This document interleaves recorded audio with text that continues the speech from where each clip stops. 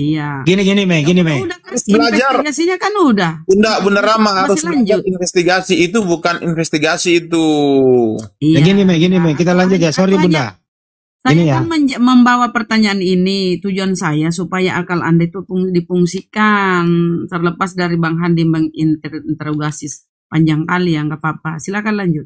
Tapi tujuan saya bertanya tentang hilangnya Tuhan ini, harusnya Anda memakai akal. Tuhan kok hilang? Sampai 3 hari bahkan. Dan orang-orang di sekitaran sana itu nggak ada yang tahu, nggak ada yang nerima kalau dia itu Tuhan yang hilang. Tuhan, nggak ada orang-orang sejaman dengan Yesus itu menganggap Yesus Tuhan. Artinya Yesus bukan Tuhan. Itu kalau kita pakai akal. Lanjut. Oke. Gini loh, Mei. Kita tahu kan mundur dikit ya, dia seorang rabi. Syarat menjadi seorang rabi itu, liturgi di sana itu harus punya istri. Apakah karena dia Tuhan, boleh dikasih dispensasi, biarlah nggak punya istri, dia kan Tuhan, bolehlah dia jadi rabi? Apa bisa begitu? Nah, itu dia menjadi persoalan kan, karena persyaratan rabi itu kan harus menikah ya. Tetapi Yesus kok Nggak nikah. bisa menjadi rabi tetapi tanpa melalui pernikahan. Berarti dispesialkan mungkin. Diberi dispensasi gitu ya. Bisa jadi dispesialkan itu. Karena dia selalu yang mengambil keputusan atas dirinya sendiri, kan dia Tuhan tuh. Iya, benar. Iya. Jadi Tuhan boleh melanggar, dia Tuhan kok, kan gitu ya, Mei? Bisa. Bisa begitu. Terus kedua, selanjutnya gitu loh, kok Tuhan ini kan memang aktivitas sehari-hari itu selalu mengajarkan gitu. Kenapa dalam hal mengajarnya itu banyak sekali orang yang tidak suka? Kita ke Saulus dulu nih. Kenapa Saulus ini pada waktu itu tidak suka sama Tuhan Anda? Kenapa kira-kira? Saulus ini bukannya tidak suka dengan Tuhan saya sebenarnya dia ini. Kalau kita lihat secara historisnya itu, Paulus menentang pengajaran-pengajaran para rasul yang diamanatkan oleh Yesus. Ini Mei, historisnya ya. ini kan Tuhan ini udah capek sekolah, mempelajari Torah, semuanya. Dia mengajar supaya orang-orang paham Torah, kan gitu ya. Ini Saulus bahkan membunuh, menganiaya para pengikut. Dan dia nggak setuju gitu loh. Nah, apa yang kira-kira yang melatar belakangi Saulus ini? Apa dia nggak tahu kalau yang dia hadapi ini adalah Tuhan? Bagaimana pendapat Meme? Enggak, berbicara historisnya Paulus ini itu tidak bisa kita membahas tentang zamannya Yesus. Jadi ketika peristiwa pengajaran Tuhan kami di dalam bait Allah maupun di luar bait Allah, keterlibatan secara fisik di situ itu Paulus belum ada. Nah, Paulus ini keterlibatan secara fisik itu setelah Yesus sudah terangkat ke surga, Tuhan kami ya. Ketika Tuhan kami sudah terangkat ke surga, lalu dia memberikan amanah kepada murid-muridnya untuk melanjutkan ajarannya, maka disinilah terlibat fisik antara Paulus dengan para rasul yang diutus oleh Tuhan kami. Oke. Artinya waktu itu selama Yesus ada, Tuhan Anda di muka bumi, Saulus ini ateis karena dia tidak mengenal Tuhan gitu ya. Saulus ini di dalam kehidupan Yesus sehari-hari itu memang saya tidak pernah membaca bahwasan dia menentang Yesus ataupun banyak di dalam data itu membunuh murid-murid, menganiaya, bahkan misinya ke Damsik kan masih ingin menghabisi murid-murid kan gitu. Artinya Paulus ini memang tidak mengenal Yesus adalah Tuhan. Artinya selama hidupnya Saulus gitu di muka bumi bersama Yesus Mesias, Saulus ini ateis karena ingin tidak mengenal Tuhan kan gitu ya? Enggak, maksudnya begini Bang Andi. Ya, gimana? Paulus ketika Yesus hidup, Paulus tidak pernah dicatat bahwasan dia terlibat langsung secara fisik menentang ajaran Yesus. Nah, keterlibatan Paulus itu ketika dia menentang ajaran itu, yaitu ajaran para rasul, tetapi pada saat itu Tuhan sudah tidak ada lagi di bumi. Jadi dia itu menentang secara fisik pada zaman para rasul, bukan pada zaman Yesus masih ada di dunia, bukan. Kalau begitu pertanyaannya, waktu itu Saulus bertuhan atau tidak? Saulus itu saya katakan dia bertuhan. Bertuhan kepada siapa? Bertuhan kepada Yesus, ya. Tapi dia nggak kenal Yesus. Dia nggak percaya. Dia nggak percaya malah. Gimana mau bertuhan kalau dia nggak percaya? Berarti dia ateis. Enggak, dia bertuhan. Dia kan itu kan seorang rabi. Paulus itu pada zaman Yesus hidup, dia adalah seorang rabi. Tetapi di dalam perjanjian baru tidak pernah menarasikan keterlibatan kontak fisik antara Yesus dengan Paulus itu secara langsung tidak ada. Tetapi Paulus dicatat kontak fisik terlibatnya itu pada zaman para rasul. Iya, artinya adalah Saulus tidak bertuhan waktu Yesus masih di bumi. Kalau Saulus tidak bertuhan, saya mengatakan dia kayaknya bertuhan lah. Nanti setelah Yesus terangkat, baru dia menjadikan Yesus Tuhan, baru dia bertuhan. Kalau waktu masih sesama hidup, belum bertuhan dia. Karena dia tidak mengenalnya, kan gitu. Itu sederhananya kan gitu. Oke lah, saya ikut aja lah, oke lah. Okay. Itu investigasinya ya? Itu kenyataannya yang ada, karena kita tahu aktivitas Saulus seperti apa. Lagi. Kedua, tentara Romawi ini bertuhan nggak? Tentara Romawi pada zaman itu mereka itu tidak bertuhan kepada Yesus, tetapi mereka bertuhan kepada dewa-dewa mereka. Artinya mereka bertuhan, tetapi bertuhan kepada Tuhan yang lain. Oh, artinya mereka punya Tuhan, tapi bukan ke Yesus. Jadi dia berhala dia. Mereka tidak bisa dikatakan berhala. Mereka mempunyai Tuhan yang lain lah pokoknya. Iya. Dia bertuhan, tapi bukan kepada Yesus. Kan ya, gitu. Mereka menuhankan Tuhan yang lain, dah. Ya, itu sama berhala itu, halnya gitu. Jadi setelah dia memang berusaha untuk menangkap Yesus, dia nggak tahu nanti yang gua mau nangkap ini adalah Tuhan, kan gitu ya? Iya, dia nggak tahu kalau dia nggak tahu. Saya tangkap ini adalah Tuhan yang sebenarnya. Tuhan yang benar-benar Tuhannya, bukan Tuhan yang saya sembah selama ini yang karang-karangan itu, tetapi ini benar-benar Tuhan, itu yang dia nggak tahu. Jadi dia memang nggak tahu gitu. Kalau Yahudi sendiri nggak tahu juga ya kalau dia itu Tuhan, bakal ditolak toh. Yahudi itu mereka nggak tahu juga, makanya mereka tolak itu. Bahkan mereka menolak, berkongsi, berkomplot mau membunuh Tuhan Anda, kan gitu waktu itu. Benar. Mereka berkomplotan dengan orang-orang Romawi untuk membunuh Tuhan saya. Oke. Kalau bisa mundur dikit, kalau lu ada di situ nih, kita berandai-andai ya. Seandainya ya? Iya, seandainya nih. Okay.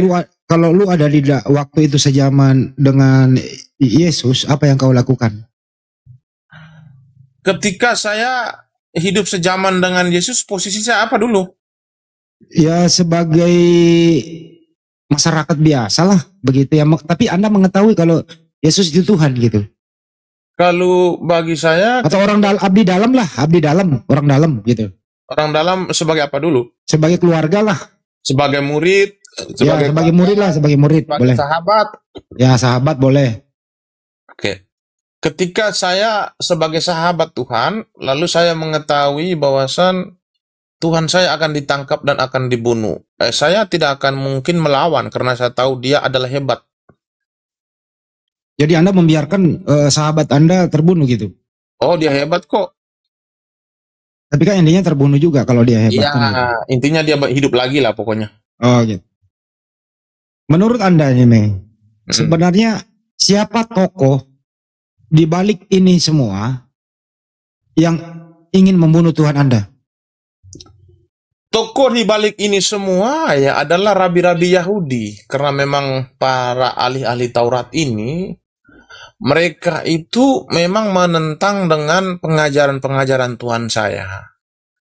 Maka mereka itu berkomplotan dengan Romawi untuk membunuh Tuhan saya.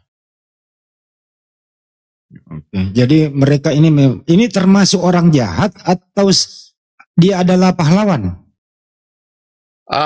Ada konteksnya. Ya, ada dua konteks menjadi gitu ya. pahlawan dalam konteks apa dan menjadi apa tadi? Pahlawan dengan apa tadi? Pahlawan dan penjahat dia.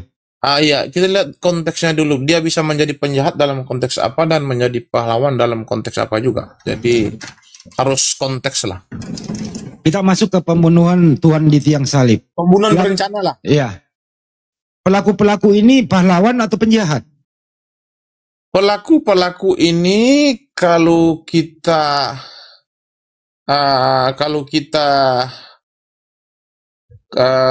komparasikan dengan ajaran Tuhan, pelaku-pelaku ini dipastikan mereka bersalah. Tapi kalau tanpa jasa mereka, Anda itu iman Kristen Anda luntur loh kalau tidak ada jasa mereka loh. Iya, karena Tuhan saya itu begini ya, dalam konteks penyaliban itu, dia menggunakan orang-orang yang sesat. Artinya orang-orang yang tidak mau mengenal Tuhan, orang-orang yang mengabaikan Tuhan inilah dijadikan alat untuk membunuh dirinya. Oke. Tuhan Anda punya pilih nggak sih? Kok saya mau dimatiin gitu loh? Dia punya pilih nggak sih? Kalau feeling, saya rasa dia kan mengetahui bahwasan dia akan dibunuh. Jadi tanpa feeling juga dia sudah mengetahui kayaknya. Oke. Setelah dia mengetahui akan dibunuh gitu, apa yang Tuhan Anda lakukan? Dia memberikan dirinya untuk dibunuh karena dia tahu bahwasan dia akan bangkit lagi, kok hidup lagi kok. Jadi ya hanya sementara waktu. Oh, pasrah nggak ada perlawanan gitu ya? Wah, dia hebat ya. Dia tahu dia hidup lagi kan sia-sia. Kalian bunuh pun aku bentar lagi hidup lagi kok. Waktu dibunuh merasakan sakit nggak sih Tuhan Anda itu? Karena Tuhan mengambil rupa seorang manusia, maka kedagingan itu merasakan sakit sih. Tapi roh Tuhan tidak akan pernah merasakan sakit sih kalau rasa. Saya rasa sih. Jadi diputuskan yang mati disalib Tuhan ya? Iya, pasti. Menurut Anda itu kok sepertinya Saulus ini menjadi Paulus dulu itu, kok dia bisa membuat satu statement yang ini sangat mengejutkan bahwa Yesus itu ibarat kata itu manusia tidak berguna di tiang salib, bahkan terkutuk gitu. Pendapat Anda? Iya, Yesus itu dia mengangkat sebuah ayat di perjanjian lama zaman Musa itu. Di Ulangan 21 ya? Ya, kata Tuhan, orang yang mati di tiang salib itu terkutuk. Yang dibiarkan semalaman ya? Iya, jadi Yesus itu memang mati di tiang salib itu untuk menebus kutukan Tuhan terhadap manusia. Lu setuju gak sih pendapat Saulus itu mengatakan terkutuklah orang yang digantung di tiang salib?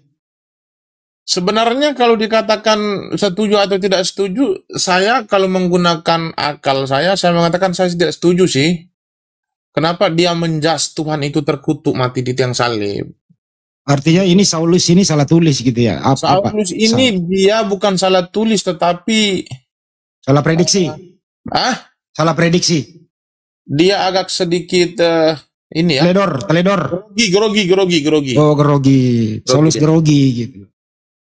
Jadi tulisan Saulus ini perlu dipilah-pilah juga yang mana yang bisa dijadikan.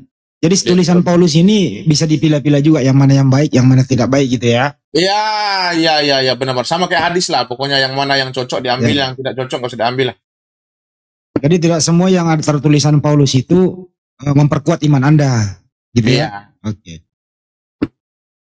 Kita lanjut ya. Ya. Jadi selama Yesus hidup ini memang kan selalu ya menderita begitu ya. Iya. Gitu ya. Terus kemudian kalau seandainya tidak ada pembunuhan Tuhan, apakah Anda masih punya Tuhan? Seandainya, apa tadi coba? Tidak ada pembunuhan Tuhan di tiang salib, apakah Anda masih punya Tuhan? Tuhan itu kekal. Jadi walaupun dia dibunuh ataupun tidak dibunuh, dia tetap menjadi Tuhan. Bisa nggak dihilangkan dalam benak kita bahwa nggak usah ada pembunuhan karena memang dia sudah jadi Tuhan? Tapi rancangan Tuhan kan tidak bisa diprediksi oleh manusia kan? Apa bedanya Tuhan sebelum dibunuh dan sesudah dibunuh? Kualitasnya gitu loh, kualitasnya. Perbedaan begini. Aduh, Putri. Halo? Ya. Putri, bentar. Waduh. Ini maksudnya kualitas dia itu kualitas Tuhannya Yesus sebelum dibunuh dan sesudah dibunuh. Apakah setelah dibunuh kualitas Tuhannya sama nambah sebagai Tuhan atau sama aja? Ya kalau sama aja ya ngapain dibunuh kan? Dan itu kira-kira. Tapi Meme lagi mengalami kesulitan signal teman-teman. Dia lagi nelpon Bang Handi, ada yang nelpon. Oh nelpon ya. Mungkin ada yang nelpon dia terlalu. Pergi kan dia terlalu. Dasar lu Meme. Tadi lu gaya katanya mau diskusi Bang Juma ya, malah lu kabur. Meme. Jadi sama Meme itu dia orang baik dari dulu, teman kita. Jadi kalau dia itu jangan terlalu didebat. Kasih aja pertanyaan yang santai. Dia yang jawab. Supaya kita ini tidak masuk kategori berpendapat. Kita hanya bertanya. Jadi kita bebas dari segala tuduhan apapun itu. Karena ini saya live-kan di YouTube. Ya, saya dari tadi nggak pernah berpendapat. Saya hanya bertanya. Biarlah Meme yang menjelaskan. Nah, apabila ada kekeliruan, apabila ada yang sedikit menyakiti hati di luar sana, ya jangan salahkan kami. Salahkan yang menjawab. Karena dia menjawab tidak pernah kita paksa, kan gitu ya. Nah, mungkin kualitas pertanyaannya lah yang membuat seperti itu. Ya makanya berarti Abang Hadi disalahkan, bertanyanya kok kayak gitu. Loh kok bertanya kok nggak boleh, kan gitu intinya. Ya masa bertanya Tuhan kok bisa hilang? Waktu Tuhanmu hilang, apakah orang tuanya bertanggung jawab? Maka itu Tuhan kok bisa hilang, coba. Ya mestinya kalau memang dia mau mengkanter, siapa bilang Tuhan saya hilang? Ya kan kita bisa debat di situ. Tapi dia mengakui Tuhannya hilang, ya kita nanya dong, hilang di mana? Apakah ibunya tahu kalau dia hilang? Kan gitu, kita cuma nanya kok. Lalai, dan ibunya lalai. Lalai. Kucul. Mana lagi Me, cepet lah Me, gua angkat telepon siapa kok? Gua tuh kebiasaan kali Me, sikit-sikit kabur. Sinyal dia. Oh ini dia ganti dia ini. Kenapa tadi Me kena ya? Kenapa Me? Enggak kena peringatan. Meme ini udah bertahun-tahun kita diskusi. Meme. Kenapa Me? Akunku yang satu tadi di Bennett. Kok bisa? Jangan dilaporin lah akunnya. Janganlah. Kalau Meme nggak arogan kok. Baik-baik diskusinya kok dilaporin sih. Ada-adanya nih orang-orang nih. Jangan dilaporin lah teman-teman. Bahkan di follow aja Meme ini. Di follow aja gitu loh. Biar akunnya kuat. Ya nggak Me? Di follow ya. Iya, di follow lah. Enggak, kalau yang ini akun yang pertama akunku ini 2.000 pengikut. Kalau yang tadi itu akun baru sekitar berapa ya? 100 lebih kayaknya itu. Kalau ini akun yang ininya yang pertama ini. Pertama. Tapi Meme kan bertanggung jawab apa semua statement Anda itu ya? Begini ya. Kalau berkaitan tentang bertanggung jawab ataupun tidak bertanggung jawab, ini adalah ranah diskusi ya. Artinya, ketika ada tim investigasi bertanya, maka saya menjawab sesuai dengan realitas. Artinya, kita menjawab sesuai dengan realitas ya.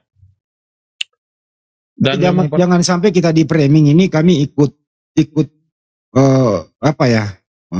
bersama dengan Anda. Tugas saya hanya bertanya gitu. Jadi tapi bertanya karena itu memang pertanyaan juga pertanyaan logika dan realitas. Jadi ya saya harus menjawab dengan logika dan realitas kan? Ya. Benar toh? Ya, ini area diskusi juga sih. Gak ada pemaksaan toh? Iya. Jadi orang kalau bertanya dengan logika ya kita jawab dengan logika. Berbeda kita menjawab dengan iman. Tapi ada orang yang otak ingin Handi Selebes mah bertanya menggiring. Apakah Anda merasa tergiring? Kalau merasa tergiring atau tidak, yang saya perhatikan tadi pertanyaan itu memang tertuju kepada realitas dan memang logika. Jadi saya mengatakan tidak ada penggiringan opini. Tidak ada unsur nista ya? Tidak ada unsur nista di sini, tetapi di sini hanya bertanya tentang.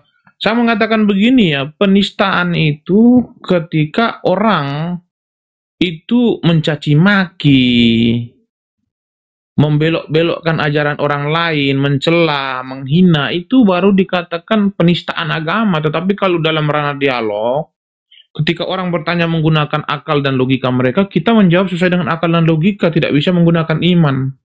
Berbeda kita berdialog menggunakan ranah iman. Ranah iman itu artinya kita tidak lagi mengkomparasikan dengan akal ataupun logika manusia, karena itu sudah membahas tentang klaim teologis. Berbeda. Kita sudah lama kenal, Me. Pernah nggak aku berkata tidak pantas sama ente? Apalagi agama ente, kan nggak pernah. Kalau Bang Andi sih saya rasa enggak lah, saya lihat. Saya belum pernah mendengarkan itulah. Mungkin kepada orang lain, tetapi kalau kepada saya sih belum pernah sih. Ya, saya memang nggak suka ya kayak gitu-gitu, Me. Saya mau orangnya biasa aja. Bang Handi selalu mengutamakan memang logika sih, kalau saya perhatikan ketika dalam konteks dialog, ketika dia bertanya itu selalu memadukan logika. Nah, saya juga adalah orang yang selalu kritis dalam berpikir. Ketika orang menanyakan tentang logika, saya harus memadukan itu dengan logika. Jadi ketika orang bertanya tentang logika, saya menjawab menggunakan iman, berbenturan yang akan terjadi, karena logika tidak akan menerima iman. Tidak akan bisa. Ya. Kita lanjut ya, Me. Ya. Menurut Me, Yesus kan mati nggak mati, tetap dia Tuhan, kan gitu. Iya. Mana lebih berkualitas, Tuhan itu nggak perlu mati, hidup aja selamanya. Mana yang lebih kualitas menurut Anda? Kalau menurut saya, lebih berkualitas Tuhan itu harus mati. Kenapa saya katakan lebih berkualitas Tuhan itu harus mati? Karena mati itu adalah salah satu bentuk konkret menunjukkan kemahakuasaannya kepada manusia, bahwasan dia untuk sementara waktu dia mati tapi hidup lagi. Nah, itu adalah salah satu bentuk konkret. Tetapi kalau Tuhan yang tidak pernah mati, artinya kita tidak dapat menguji kemampuannya. Artinya Tuhan Anda waktu hidup kurang berkualitas gitu. Kalau Tuhan tidak menunjukkan kemahakuasaannya, berarti tidak ada kualitasnya, benar itu? Iya. Nah, buktinya kan, mohon maaf ya, Me, waktu dia hidup, Tuhan Anda itu banyak sekali keterbatasannya. Jadi waktu dia hidup belum termasuk Tuhan yang berkualitas, kan gitu ya. Sebenarnya Tuhan itu sudah berkualitas, tetapi kan dia mengatakan begini, masih banyak yang ingin kusampaikan kepadamu, tetapi untuk saat ini kamu belum dapat untuk menanggung. Artinya, rahasia-rahasia yang berkaitan tentang dirinya itu belum disampaikan secara 100%. Artinya masih banyak yang dirahasiakan, contoh, macam seperti hari kiamat, itu masih dirahasiakan, ataupun tentang yang lain-lain itu dirahasiakan. Sesungguhnya dia tahu. Oh, maksud Anda itu sebenarnya waktu dia hidup itu kualitasnya full Tuhan. Cuman Tuhan Anda ini belum memberitahukan semua ilmunya kepada orang-orang, begitu ya? Karena orang tuh belum dapat untuk menanggungnya. Nanti setelah mati baru dia tahu, dia sampaikan semua gitu.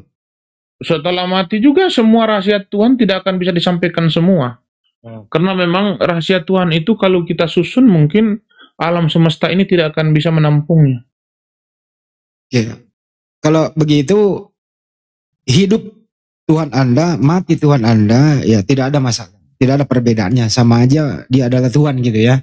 Iya, memati ataupun hidup dia tetap Tuhan, tetapi bagi saya dia lebih berkualitas kalau dia menunjukkan kemahakuasaannya. Itu lebih berkualitas sih. Kalau begitu lebih bagus mana? Tuhan nggak usah dimatiin atau Tuhan dimatiin? Ya, aku udah jawab tadi, lebih bagus dia dimatikan supaya dia bisa menunjukkan kemahakuasaannya bisa hidup.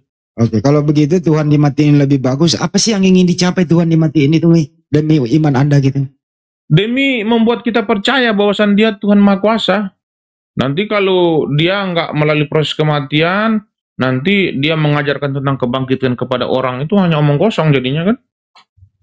Bukankah kalau dia mati Anda kehilangan Tuhan selama 6 hari? Waktu hidup hilang 3 hari, waktu mati hilang, dikubur 3 hari. 6 hari loh bisa hilang. Iya, tapi hidup lagi. Waktu Tuhan sama waktu manusia itu berbeda, Bang Andi. Oh iya.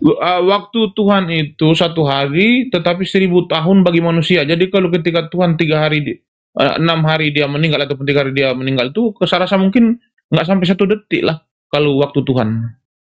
Oh. Karena Tuhan dalam keadaan sebagai manusia dia meninggal itu kan hitungannya kan waktu manusia itu. Iya, iya. Jadi waktu Artinya- meninggal itu tetap dia adalah Tuhan. Artinya hanya pandangan manusia Tuhan meninggal, padahal sebenarnya Tuhan masih ada gitu ya.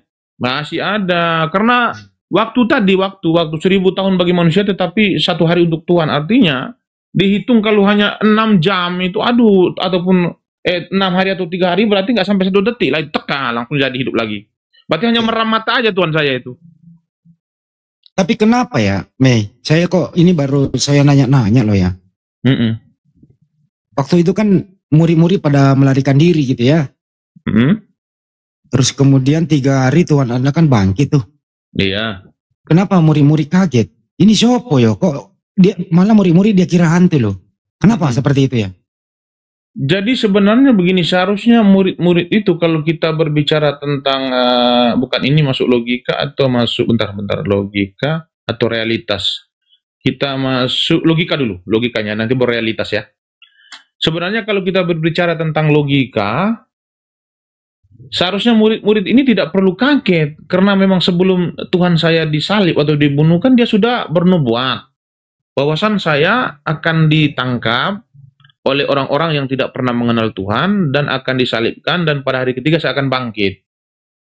Seharusnya kalau kita menggunakan logika di saat kebangkitan Tuhan saya itu seharusnya mereka jangan kaget.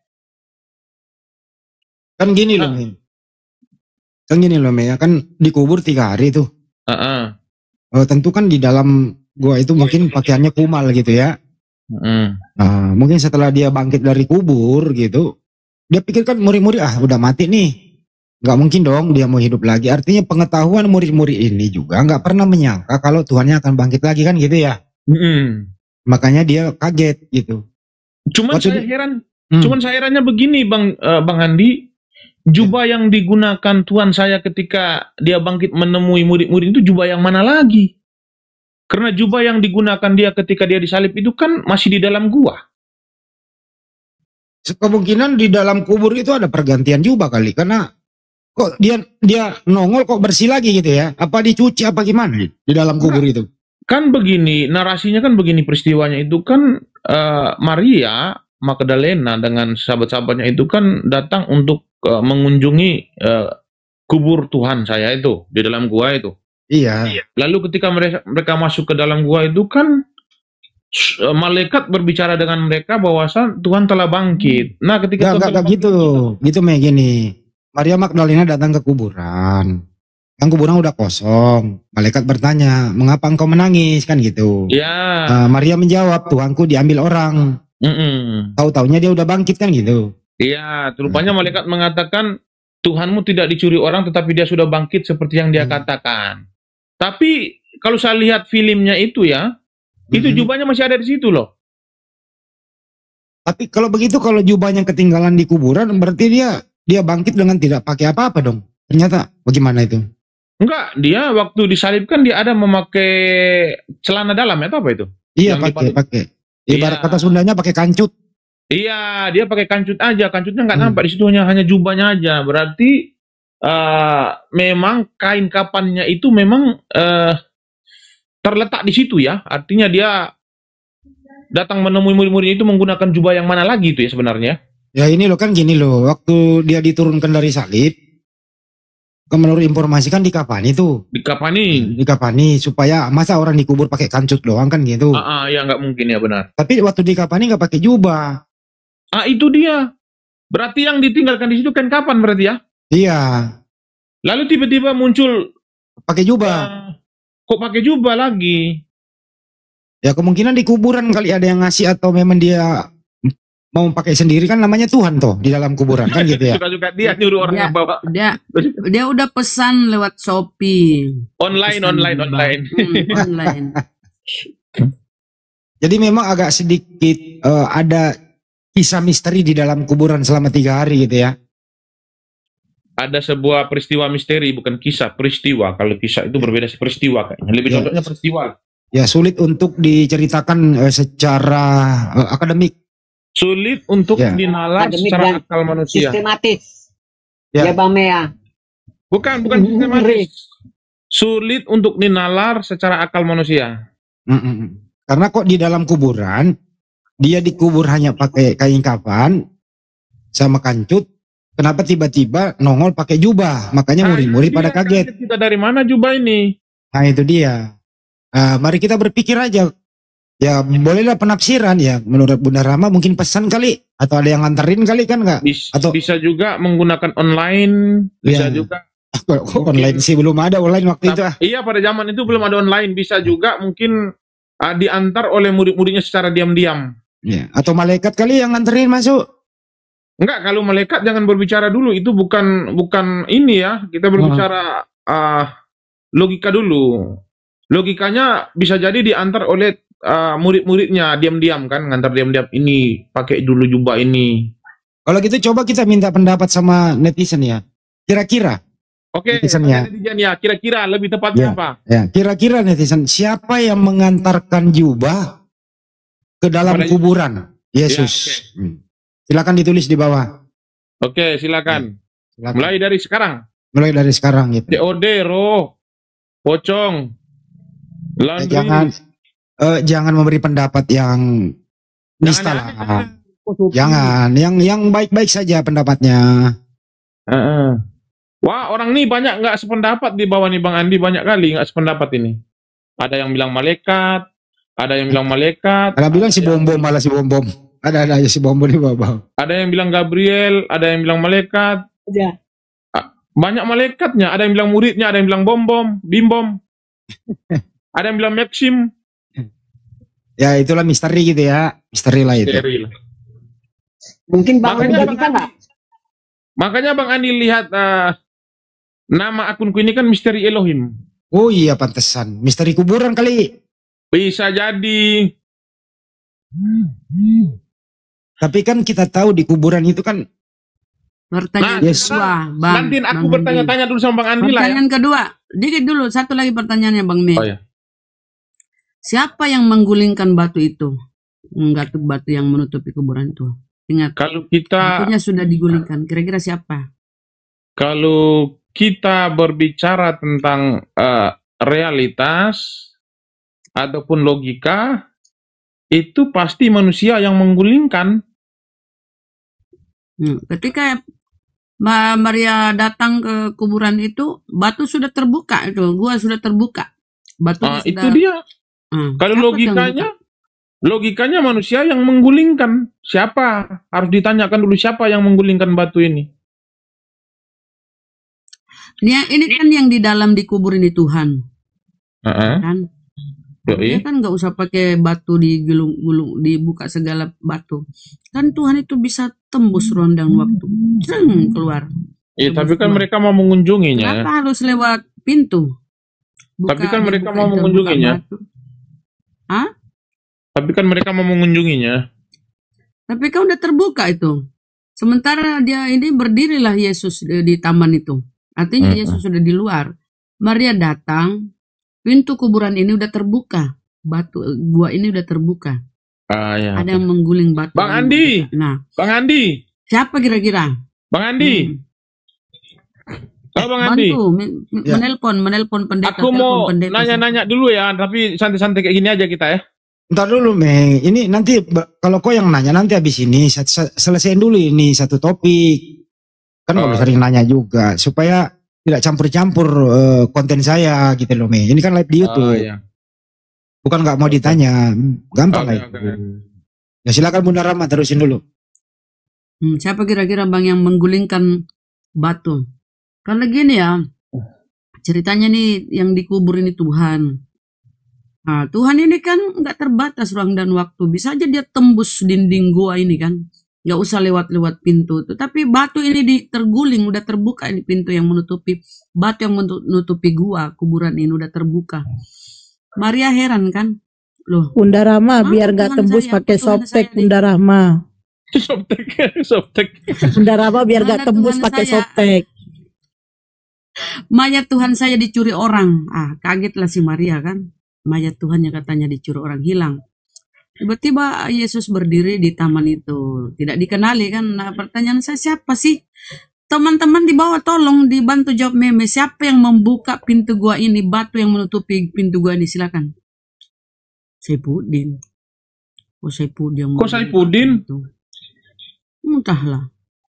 Siapa teman-teman? Bom. Bom lagi. Yang pasti bukan Paulus. Tukang. Ada benar tukang. Yang pasti bukan Paulus. Mana Bang Juma tadi di cepat di ini dulu apa moderator. Udah di WA Bang Juma, tapi belum ini. Belum dijawab iya apa enggak, cuman kasih stiker ketawa aja. Sabar dulu aja.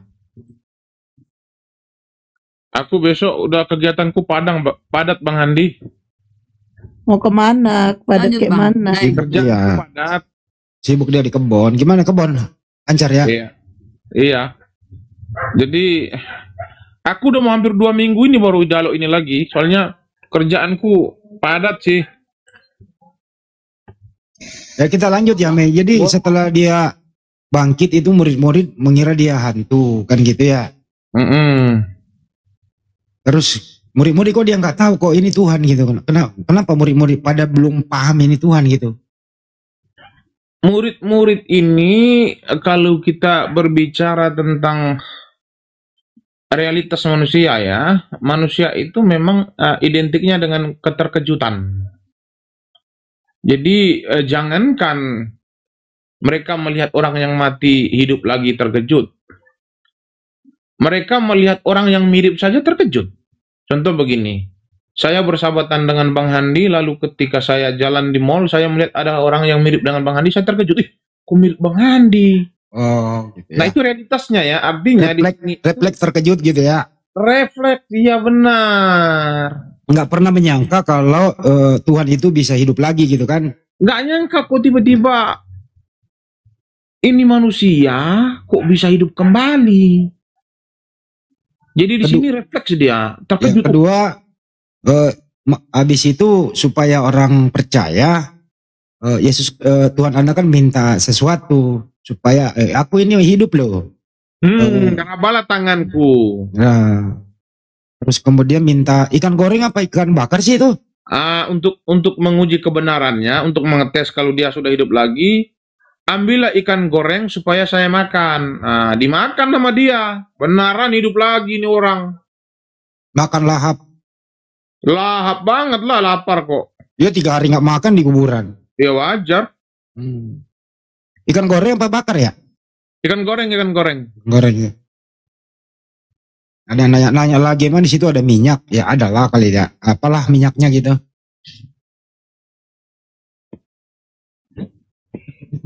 Habis itu berapa hari ya di bumi beraktivitas baru terangkat?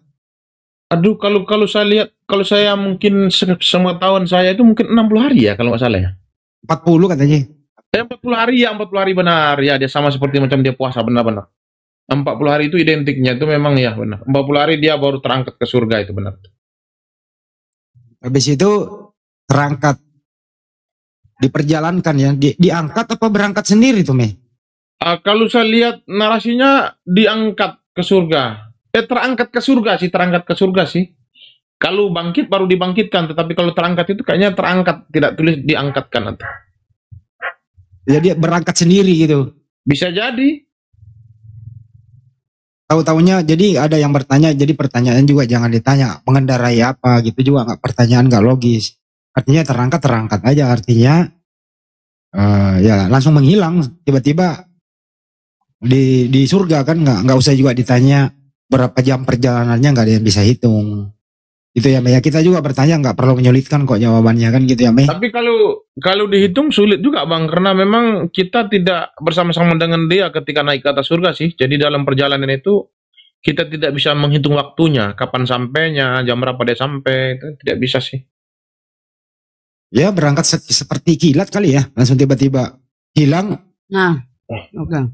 Gimana Bunda? Maksud sedikit. Ketika terangkat, dari mana sih penulis tahu ini bahwa Yesus duduk di samping kanan Bapa? Jangan-jangan duduk di samping kiri atau depan atau dia jongkok di bawah?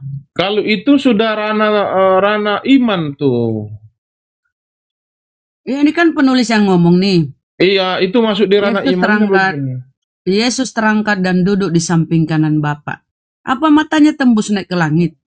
Ya, itu masuk di ranah iman. Ranah iman itu artinya diberi sebuah penglihatan. Kok penglihatan? Iya. Ini kan Lukas yang nulis nih. Orang iman jangan dikejar Bunda, nanti debat. Ranah iman nggak bisa dikejar. Bentar. Saya ini sedikit akalnya. Markus dan Lukas yang menulis tentang terangkatnya Yesus ya. Dua penulis ini bukan murid Yesus. Lukas, Markus bukan. Nah, ini yang menceritakan Yesus terangkat.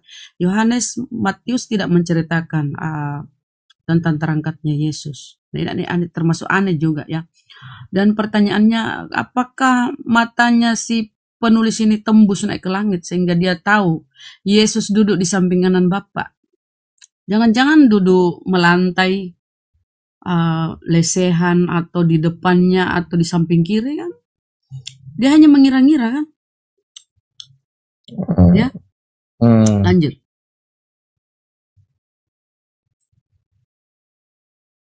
Gimana kira-kira? Saya mengira-ngira juga ini kayak si penulis loh. Karena dia mengira-ngira duduk di sebelah kiri Bapak. Kalau saya sih, menurut saya duduk sebelah kanan, atau dia jongkok atau dia duduk lesehan. Nah kan, bisa lah kita mengira-ngira kan Bang. Karena penulis juga mengira-ngira, masa dia tembus pandang naik ke langit? Lanjut, Bang Andi, lanjut. Ini kalau pakai apa sih akal? Tapi kalau cuma seperti Bang Meme, lanjutkanlah.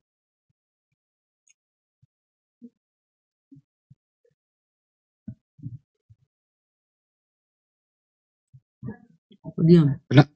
Kenapa pada diam nih? Dia pertanyaan udah dijawab. Apa itu? Perjelas dulu Bang. Mungkin diperbaiki pertanyaan gini, Mek. Setelah sampai di surga, kita memang nggak bisa menghitung berapa jam, hari apa, jam berapa nyampe kan gitu. Intinya sudah nyampe di surga kan gitu. Ya. Mau duduk di sebelah kiri ke sebelah kanan ke sudah ada di surga kan gitu. Kita juga permudah lah Bunda. Nah di surga ini gitu, Yesus sama Masia ini kan masih ada fisiknya tau sama terangkat itu kan. Ada yang bilang bisa duduk sambil mencatur. Lanjut Bang Andi. Ya. Lucu-lucu lanjut. Dia masih sama fisiknya yang di bumi ya Mi? Kalau saya lihat narasi Alkitab itu, Yesus terangkat ke surga itu katanya menggunakan tubuh rohani katanya. Jadi tubuh rohani itu definisinya begini. Tubuh rohani itu dia itu bisa menembus dinding. Jadi Yesus diceritakan di dalam kitab itu ketika naik ke atas surga itu dia tidak menggunakan lagi tubuh jasmani, tetapi menggunakan tubuh rohani. Makanya Yesus ketika datang kepada murid-muridnya itu ketika dia mau menunjukkan dia bangkit itu kan dia menembus dinding itu. Artinya yang bangkit dari kubur itu bukan tubuh asli lagi ya? Bisa jadi karena dia sudah menggunakan tubuh rohani, makanya dia bisa menembus dinding ketika dia ketika dia datang kepada murid-muridnya untuk menunjuk bahwasan dia bangkit lagi itu kan dia menembus dinding itu. Tubuh rohani pengertiannya apa sih? Kan terbukti dia makan, ada fisik ini. Nah itu dia, tubuh rohani bisa makan, bisa minum, tetapi bisa menembus dinding. Pokoknya lebih spesial lah. Masih anak Maria kayak itu? Nah itu saya tidak tahu juga, bisa jadi enggak dia kalau udah naik ke atas surga itu udah enggak jadi anak Maria lagi lah kayaknya. Nah ini berbahaya ini nih kalau gini. Waktu di bumi hilang 3 hari. Alhamdulillah masih bisa ditemukan. Iya. Di kuburan mati 3 hari. Alhamdulillah bisa hidup lagi kan gitu. Iya. Nah ini persoalan nih. Anak Maria bisa hilang permanen nih kalau begini. Permanen? Loh, jadi anak Maria hilang permanen di kuburan kan? Gimana ya hilangnya kira-kira ya? Tubuh jasmani itu yang kita heran juga kemana ya itu ya bisa jadi kan? Contohnya gini ya, kita komparasikan aja ya. Contoh begini di dalam surat Maryam 17 ya. Surat Maryam 17 itu kan umat Islam mengimani Jibril itu hakikatnya adalah roh ya. Roh artinya tidak memiliki tubuh jasmani dan tidak bisa dijangkau secara kasat mata. Tetapi roh Jibril itu kan datang kepada Maria itu dalam bentuk manusia yang sempurna. Artinya dia mengambil rupa seorang manusia itu kan hanya waktu yang singkat. Nah, ketika dia sudah berbicara dengan Maryam, lalu dia kembali kepada hakikat yang menjadi malaikat lagi, kita mempertanyakan tubuhnya ini kemana? Kan jadinya wala alam jadinya kan, bingung kita jadi. Ya kalau begitu bisa diprediksi anaknya Bunda Maria hilang permanen di kuburan atau hilang permanen dalam perjalanan ke surga. Nah itu ya saya nggak tahu juga masalah itu. Tubuhnya ini kemana ini? Ya, nah, sama seperti Jibril ini, tubuh manusia yang sempurna ini kemana? Kok tiba-tiba hilang ini kemana kira-kira? Ya, kalau Jibril kan nggak pernah hidup di dunia lama 30 tahun kan beda. Ya sama seperti Yesus juga kan, dalam konteks inkarnasi semua mereka. Yesus inkarnasi, dia Tefani kan. Jadi di surga ini setelah dia sampai, intinya adalah Yesus itu bukan lagi anak Maria kan gitu ya. Yesus ketika sudah berada di surga, dia gelarnya tidak lagi menjadi anak Maria. Dia kembali kepada hakikatnya menjadi Tuhan. Karena Maria itu kan, dia hanya memerlukan Maria itu dalam konteks melakukan karya keselamatan. Makanya jadi seorang wanita digalari itu, lagi Bang Membe, nggak digaleri lagi anak manusia, ya udah hilang ya. jadi anak Maria manusia, itu anak Maria nggak ada ya. Jadi Maria itu hanya digunakan Tuhan dalam konteks melakukan karya keselamatan. Makanya Maria itu adalah wanita yang paling beruntung, karena pada zaman itu begitu banyaknya wanita di seluruh bumi ini, tapi hanya satu wanita yang dipilih Tuhan untuk dijadikan partner. Coba. Ketika kembali ke hakikatnya, apa ini Yesus ini tidak lagi jadi anak Maria, tidak lagi disebut anak manusia karena udah kembali kepada hakikatnya, udah menyatu kembali ya. Walaupun tadi ketika dia duduk di sebelah kanan Bapa belum menyatu, artinya ada di kiri dan di kanan belum menyatu, padahal sudah di atas kan. Oke lah. Ketika dia di atas tuh, kata kalian di surga, apa dia tidak lagi disebut anak manusia? Disembah kembali kepada hakikatnya. Tuhan itu kalau sudah kembali kepada hakikatnya tidak akan lagi disebut sebagai anak manusia sebenarnya. Tetapi Tuhan itu memiliki gelar tuh banyak. Gelar Tuhan itu kan banyak sebenarnya. Jangan kegelar ketika dia kembali kepada keilahiannya. Tadinya ini kan firman yang turun ke bumi, bagian dari Tuhan yang turun ke bumi menjadi manusia Yesus. Nah setelah dia terangkat naik, duduk di samping kanan Bapa, harusnya kan melebur di pangku kayak atau di apa. Nah ketika di atas tuh sudah di atas di langit atau di surga kata kalian tuh, harusnya dia nggak disebut lagi anak manusia karena udah melebur kembali kepada keilahiannya. Tapi fakta data di Bible masih anak manusia dia. Anak manusia akan duduk dengan 12 murid di tahta, 12 tahta bersama dengan murid-muridnya untuk menghakimi 12 suku Israel. Kemudian anak manusia ya sebelum dihakimi itu kan anak manusia akan turun kembali. Masih anak manusia loh Bang. Inilah kalian ya teman-teman, lanjut. Masih anak manusia ya, ingat. Masih itu gelar anak ya, manusia. anak manusia gelar ya. Kok masa di atas lagi jadi gelar anak manusia? Iya, kan masih di bumi lah, di bumi. Oke, kita terima dia anak manusia di bumi. Ini kan udah kembali kepada keilahiannya, udah terangkat, udah naik dia. Tadi udah kamu bilang tadi nih ketika dia naik dengan tubuh rohani, bisa tembus tembok, bisa tembus dinding kan? Berarti dia roh. Kan tidak mungkin manusia bisa tembus masuk tembok, pecah kepalanya dia kalau benturkan masuk tembok. Artinya dia roh, gak terangkat. Berarti kembali kepada keilahian dia, menyatu kembali dengan Allah Bapa bersama dengan Roh Kudus. Tapi kenapa? Data di Bible menunjukkan bahwa anak manusia akan turun. Masih anak manusia. Dengan kata lain, Yesus tidak pernah jadi Tuhan, Meme. Lanjut. Oke.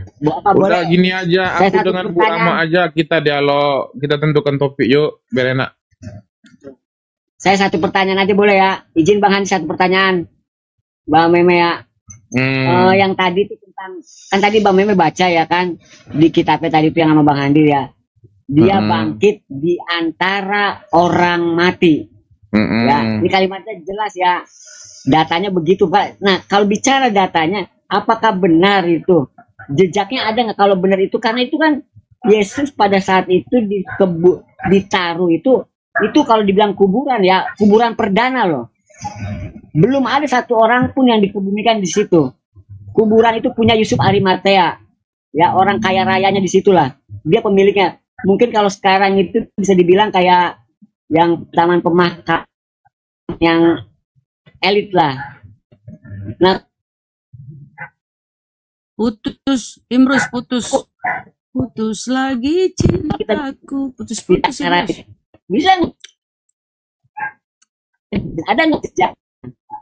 Putus Imrus, sinyalmu putus tuh. Bang Andi. Ya sudahlah, lanjut lah. Iya. Aku rasa dialog tadi udah cukup lah, biar aku sama Bunda Rama dulu, kami dialog satu topik dulu tentang ketuhanan lah. Biar ini, soalnya udah lama kali kan dari tadi kan. Silakan, aku juga mau sholat dulu bentar. Oh ya, oke. Oke Bunda Rama, kita dua dialog tentang ketuhanan lah. Yang jelas gini loh ya, Mei, saya kalau teman-teman di luar sana jangan menyangka kami mengolok-olok ini diskusi, kami hanya bertanya, Mei yang menjawab. Jadi enggak ada, kita ada unsur-unsur mau menista apa di sini. Di sini karena di bawah ini Andi, tidak ada unsur penistaan, dialog itu biasa itu. Jadi kami ini nggak monolog, Mei ini Kristen loh teman-teman ya. Oke, silakan lanjut. Oh ya, oke lah Bunda Rama, kita udah lanjutkan ya pembahasan tentang Tuhan ya. Aku yang bertanya duluan ya, dari tadi kan udah Bunda Rama nih. Tanyalah. Tapi berdialog secara santun, setuju ya? Asal persyaratannya kau jangan ngeyel. Oh ya, oke. Kau berbicara pakai data-data lah. Aku mau nanya Silakan. begini, kita masuk ke dalam ranah filsafat ini, karena kita membahas hakikat Tuhan ini berat sebenarnya. Dalam kali kau bawa filsafat segala. Sekali-sekali kita mengangkat berat, tidak boleh terlalu ringan dialog itu. Jadi kita harus menyuguhkan dialog kita itu setiap hari itu harus meningkat. Jadi kalau hanya di situ aja kan netizennya kan bosan lama-lama jadinya. Nah, saya masuk ke dalam ranah filsafat ini ya. Filsafat itu artinya mengkaji tentang Tuhan ya. Saya ingin bertanya kepada Bunda Rama, apakah ada di dalam diri Allah Subhanahu wa taala itu yang tidak kekal? Apakah ada yang di dalam diri Allah itu yang tidak ya Allah itu kekal. Allah itu kekal ya. Di dalam diri Allah, emang Allah itu apa yang di dalam diri Allah, Bang? Allah itu kekal. Oke. Kalau seandainya contohnya Tuhan mempunyai tangan, lalu dia jatuhkan tangannya ke bumi, kira-kira tangannya itu, ini ranah filsafat ya, harus dipahami ya ranah filsafat ya. Seandainya Tuhan menjatuhkan tangannya ke bumi, tangannya terpisah dari Tuhan. Ketika tangannya sudah sampai ke bumi, lalu orang akan menemukan tangan Tuhan, apakah tangan Tuhan itu bisa dikatakan Tuhan atau tidak? Saya jawab ya, itu perlu kau maknai, itu secara itu kalimat-kalimat alegori, bukan secara harfiah. Itu tangan itu konotasinya itu kekuasaan Tuhan meliputi alam jagat raya ini. Bukan berarti dia punya, kau kategorikan kayak tanganmu gitu loh. Wah, kalau tanganmu terpotong jatuh ya nggak punya tangan lagi kamu. Itu kekuasaan Allah. Jadi ibaratkan tangan itu kekuasaan Allah. Berarti tangan Allah tidak sama dengan makhluk ya? Laisa kamislihi syai'un. Allah tidak serupa dengan makhluknya. Oke. Ciptaannya beda dengan Tuhan mulai. Artinya Allah tidak serupa dengan makhluk, tetapi identiknya makhluk itu panjang kali kok pertanyaanmu. Saya kapan bertanya? Sabar dulu. Artinya identiknya makhluk itu memiliki nama, tetapi di sini kita melihat Allah itu mempunyai nama. Artinya Allah sama dengan makhluk enggak? Lah, kok sama dengan makhluk? Gimana sih? Allah memperkenalkan dirinya di dalam Al-Quran. Innani anallah la ilaha illa ana fa'budini wa qimis sholata lidzikri. Aku ini Allah. Beda dengan kekristenan, Yesus tidak pernah memperkenalkan dirinya sebagai Tuhan atau sebagai Kalau Allah. Anda yang makhluk menjadikan dia. Tenang, jangan ke sana dulu. Kalau orang memperkenalkan namanya kepada orang lain itu identik dengan makhluk atau Tuhan? Nggak selamanya lah. Supaya kita tidak keliru dalam hal peribadatan, penyebutan, tujuan kita beribadah kemana. Ya Allah memberi dirinya nama. Berarti Innani gagal anallah. ketika Innani anallah. Aku ini Allah. Dia memberi nama dirinya. Bukan manusia memberi. Dia memberikan nama dirinya. Supaya apa? Kalau kita beribadah, tahu kita kemana arah kita, ibadah kita. Penyembahan kita kepada ke siapa.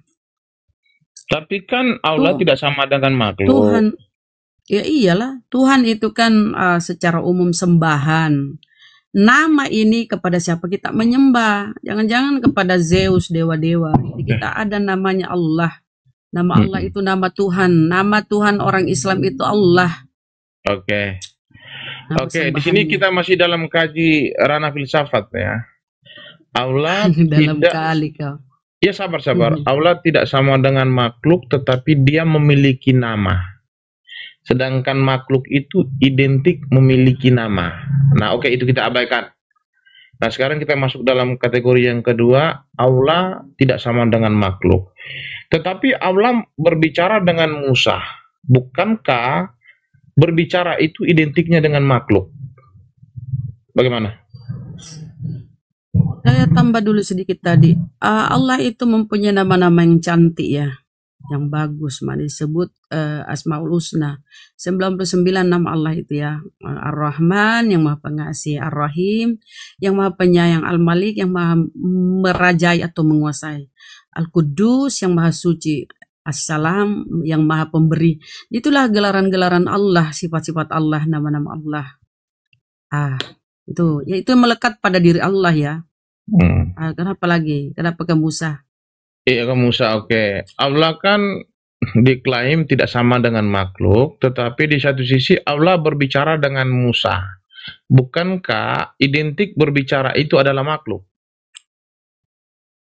Loh, maksudnya berbicara dengan Musa itu kan bukan Allah yang berbicara, cuma suara yang didengar. Yang nampak itu kan api di semak-semak itu kan. Oke, suara itu sama seperti suara manusia atau seperti suara siapa?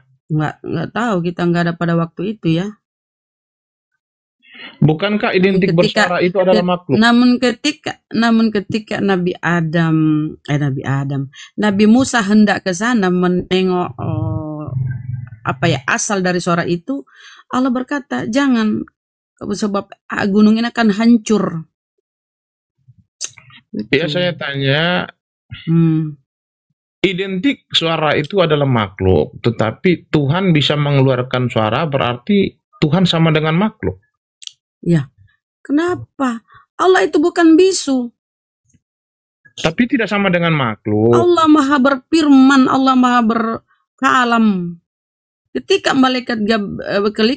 Allah menyampaikan kepada malaikat, "Hei Jibril, kamu sampaikan kepada Maria." Itu dia berkalam, berfirman, berkata.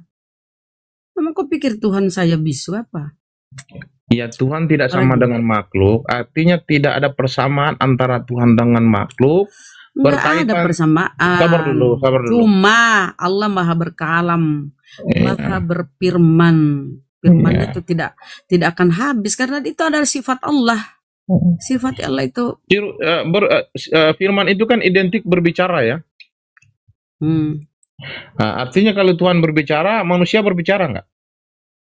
Nah, udah disampaikan itu tidak berbicara bukan seperti kita. Kan laisa kamitslihi syai'. Lalu Tuhan berbicara Allah itu maha. Dia mengeluarkan suara seperti apa? Ya, saya tidak tahu, saya tidak bisa mendengar. Belum pernah kita mendengar suara Allah gimana sih? Kalau kita mukul gentong begini. Kami itu memahami sifat-sifat Allah melalui Al-Quran yang kami baca, melalui penyampaian Rasulullah dengan hadis-hadisnya. Kami mengenal Allah lewat situ, bukan melalui orang lain seperti kamu. Ya kan? Jadi nggak boleh kita berbeda dengan apa yang ada di Al-Quran. Tuntunannya ada Al-Quran dan Sunnah Rasulullah. Itulah yang kita tahu. Gentong Kita itu nggak boleh kalau kita melampaui pukul itu. bersuara nggak? Apa? Gentong itu kita pukul bersuara nggak gentong? Kalau gentong nggak tahu, saya belum pernah mukul Jerigen gentong. itu kita pukul itu bersuara nggak? Manusia bersuara nggak? Belum Hewan pernah saya bersuara mukul jerigen. Belum pernah saya mukul jerigen. Kalau Iya, kamu semuanya pernah mukul itu- bersuara. Semuanya itu mengeluarkan suara. Artinya semua itu makhluk memiliki suara. Kalau Allah tidak sama Ya dengan Allah, makhluk, kenapa Allah dia itu bersuara? maha. Allah itu maha, maha pemberi rezeki, maha suci, maha berkalam, maha berfirman. Jadi Allah itu maha.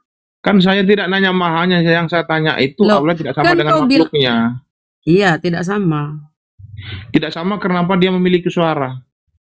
Lah, Gini loh Bang Meme, gimana sih kau ini? begini, Allah itu maha mendengar dan maha melihat.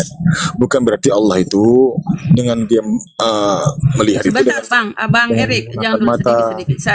Bang Erik, sebentar, sedikit sekali Bang Erik. Nah, saya komparasikan dulu supaya akalmu sedikit terbuka, Bang Adi ya. Ketika Yohanes 5 baca di situ ya, kesaksian Yesus. Enggak, ini supaya kau nyambung. Apa nyambung? Karena kau nggak nyambung tuh. Kata Yesus, suaranya tidak bisa kamu dengar. Tapi coba baca di Yohanes 17:8. Kata Yesus, segala firman yang engkau sampaikan. Saya tanya kau, dengan cara apa Yesus menerima firman? Itu gampang. Segala saya firman sampaikan yang nanti. engkau sampaikan nanti telah kalian punya kusampaikan. giliran untuk bertanya itu gampang. Selesaikan dulu ini. Kita Makanya, selesaikan. supaya otakmu itu nyambung. Kita kasih selesaikan ini bimbel dulu. sedikit. Kita selesaikan klaim Tuhan tidak sama dengan makhluk karena ini, kita kau- selesaikan dulu. Ya begini, kalimat Oke, sekarang lain sudah kami apa, saya maju kau Erik, maju Bentar. kau. dalam Allah berfirman di dulu, surah nanti dia Asy-Syu'ara bilang ayat kita ke-11, berdua, Bang. laisa Bang Erik. kamitslihi. Jangan dulu Bang Erik, nanti deh. lanjut. Iya, jangan. Jadi, Apa gimana Allah Bang? itu- Aki motong. Lanjut Bang Erik, apa? Allah itu maha Lanjut. mendengar, Allah itu maha melihat. Dia tidak seperti kita makhluk manusia, karena kita melihat membutuhkan mata, kita mendengar membutuhkan telinga, dan kita berbicara membutuhkan namanya mulut. Allah tidak seperti itu. Jangan kita gambarkan Allah itu maha berfirman, maha mendengar, maha melihat, sehingga Allah membutuhkan namanya indera. Tidak. Yang dikatakan maha itu di luar dari batas akal manusia. Jadi Allah itu bisa melihat, mendengar dan berbicara itu ya atas kuasanya dengan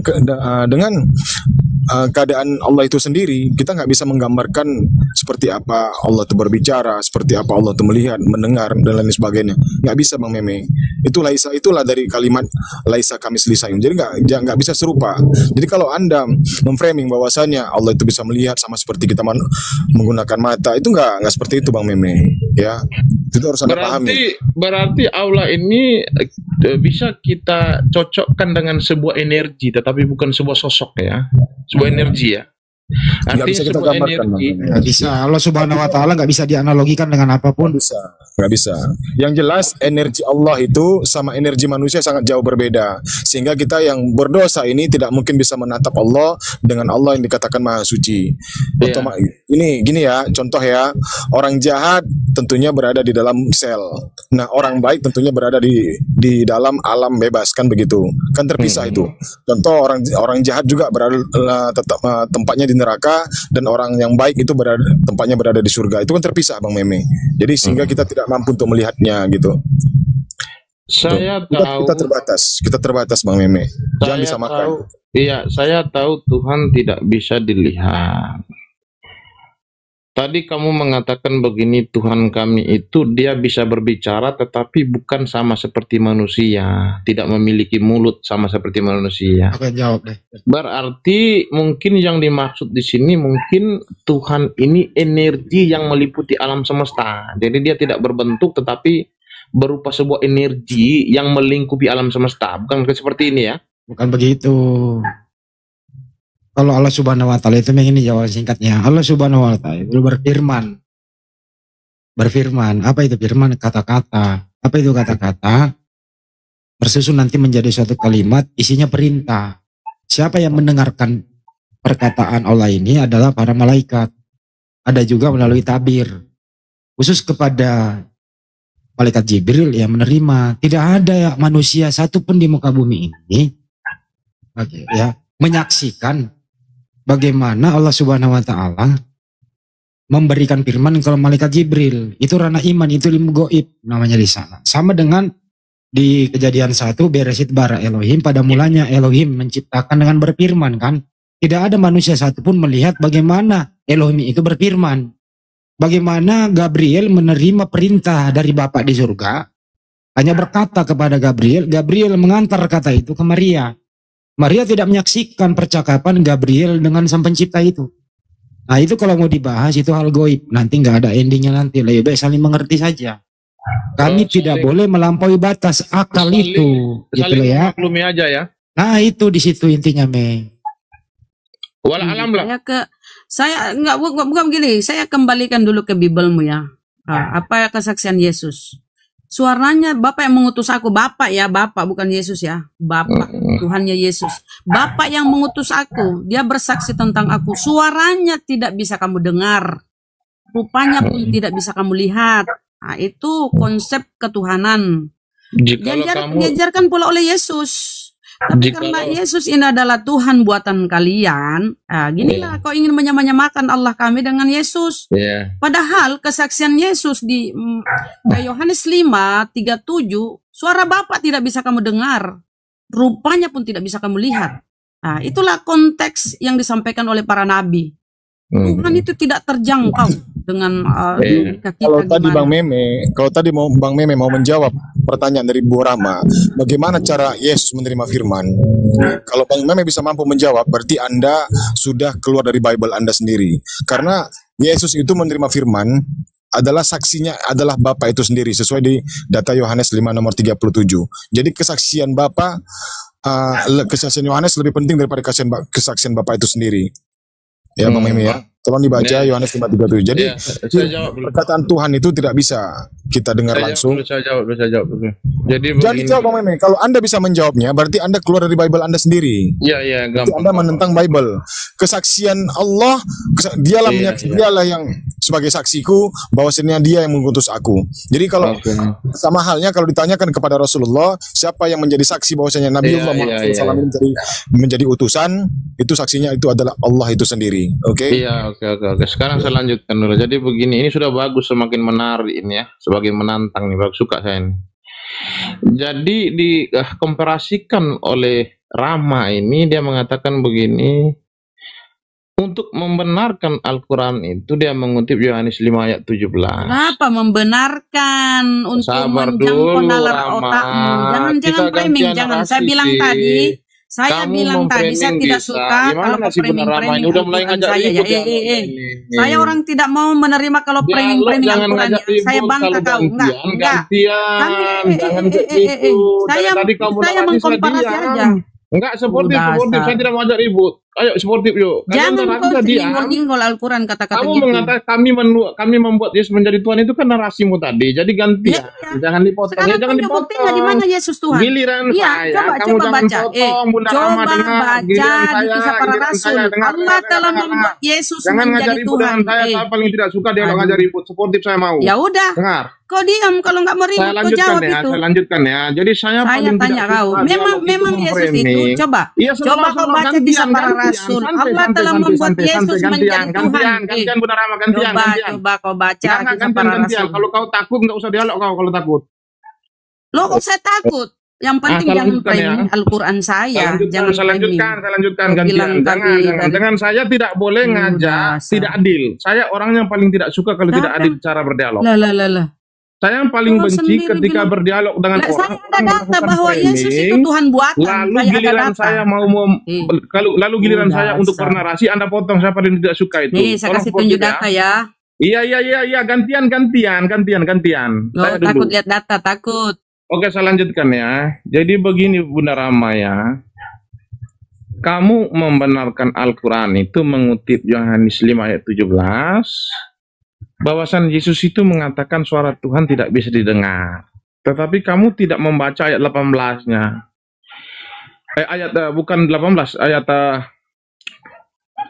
Bukan ayat 18, ayat 38-nya. Yesus mengatakan di situ, jikalau kamu tidak percaya kepada Dia yang diutusnya. Nah, ayat itu berbicara, jikalau kamu tidak percaya bahwasan Yesus adalah utusan Tuhan, jangankan rupa Tuhan, suara Tuhan pun kamu tidak akan dengar. Itu yang dimaksud oleh Yesus. Tetapi kalau kamu percaya kepada Yesus, maka kamu akan bisa mendengar suara Tuhan dan akan bisa melihat Tuhan. Itu yang dimaksud oleh Yesus. Itu yang pertama. Yang kedua ya, kamu memframing bukan seperti Yesus yang kami jadikan sebagai Tuhan, Tuhan buatan manusia.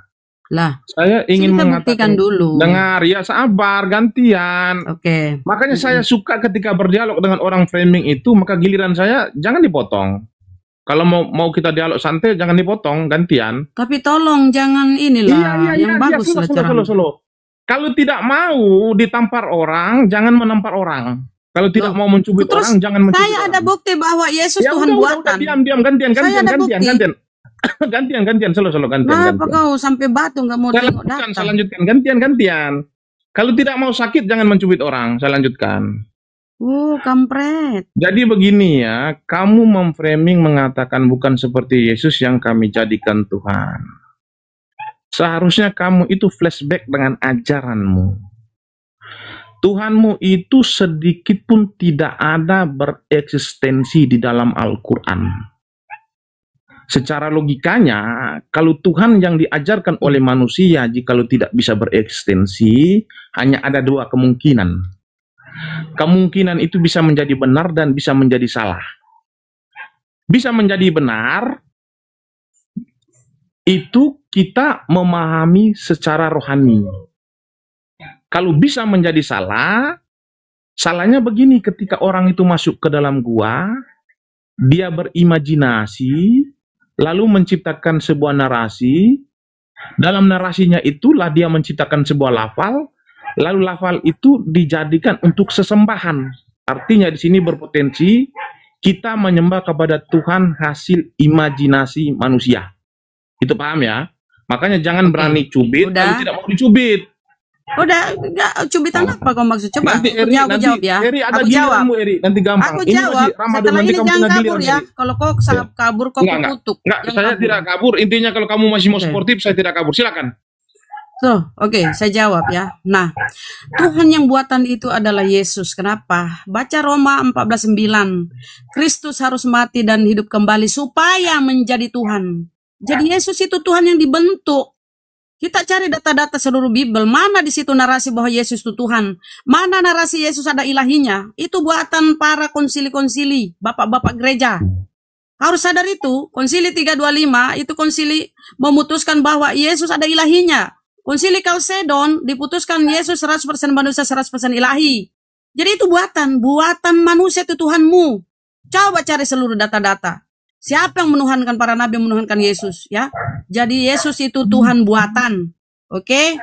Kamu lari kepada tadi yang menerima. Aku tahu kau menyindir siapa ketika kau membahas tentang menerima wahyu dalam gua. Ingat, Elia menerima wahyu dalam gua, menerima firman dari Tuhan dalam gua.